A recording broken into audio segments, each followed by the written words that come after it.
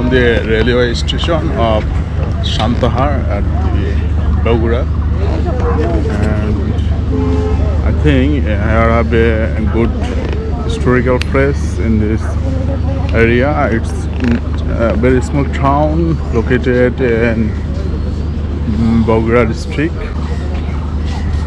And let's see our tour avenger. He's our tour avenger. Oh, sorry, tour manager. Sorry, tour not manager. He's tour arranger. And and he's a superhero who is a supporter. And we have a bodyguard with big bicep.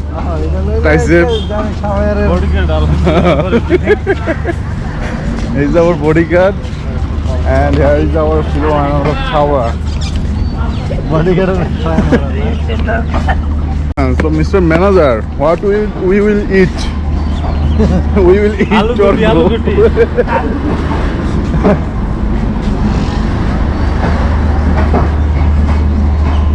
This is the very oldest railway junctions in our country, which created by the East India Company in this period.